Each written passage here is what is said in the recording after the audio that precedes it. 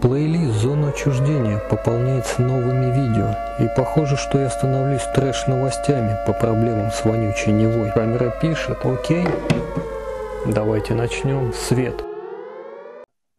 Из комментариев к прошлому видео я понял, что некоторые из вас очень хотят увидеть разнос Долговой и ее шайки. Но, ребята, давайте подождем.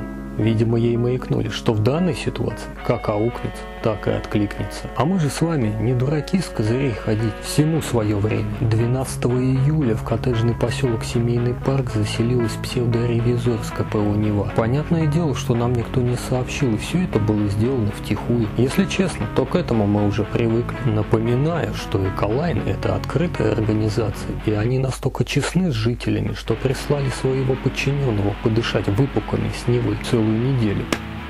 Вечером 12 числа несколько жителей из Семейного парка прогулялись по поселку с этой персоной в поисках необъяснимых шумов и вони. И что вы думаете было дальше? Как только КПО начали издавать подозрительные звуки, то те, кто там находился, были оповещены об этом с помощью телефона. И как в сказке звуки сразу пропали. Запах был, но не тот смог, который происходит в момент их выбросов. Ответ был прост: что-то есть, что-то есть. Вы сейчас, наверное, думаете, а почему он так недоверчиво относится к представителю из стана КПО Нева? Ведь человек приехал прочувствовать всю ситуацию на себе, так сказать. А у меня есть очень простой ответ.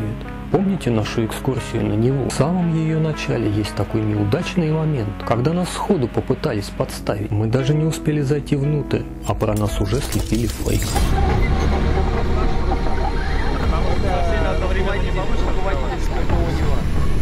Спрашивают, кто будет старшим в группе, это что-то новенькое. Нет, ну какой код? После нашего визита на КПРО Нева в сети появилась вот эта вот нелепая статья.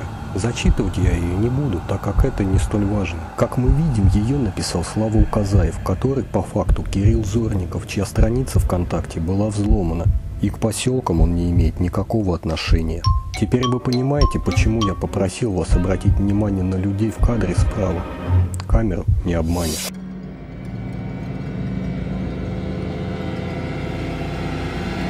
И об этом моменте они умолчали, как умолчала Долгова и вся ее шелупонь. Нас начали травить, что мы кем-то куплены и раздуваем конфликт специально. Но, как говорится, у кого чего болит, тот о том и говорит. Короче, штука в том, что 6 июля в ночь я находился рядом с КПО Нева с приобретенными лично мной детекторами. А жители знают, что в это время был мощный атмосферный выброс с КПО Нева. Да я думаю, работники Невы в курсе. После этой ночки я очень хотел побыстрее показать вам, что зафиксировали приборы. Но подоспели результаты замеров Роспотреба, плюс еще визит псевдоревизора. Так что пришлось отложить монтаж этого ролика в долгий ящик. Может, оно и к лучшему. Пускай пишет нелепые статьи, которые не подкреплены фактами. Мне даже интересно посмотреть очередной спектакль, а вам? Первая статейка о том, что мы живем как в сказке, уже была опубликована. То, что некоторые из самых возмущенных жителей находятся сейчас не в поселке, это косяк. Личная жизнь под запретом. Предлагаю досмотреть эту пьесу до конца. Когда изначально они поставили себя как лжецы,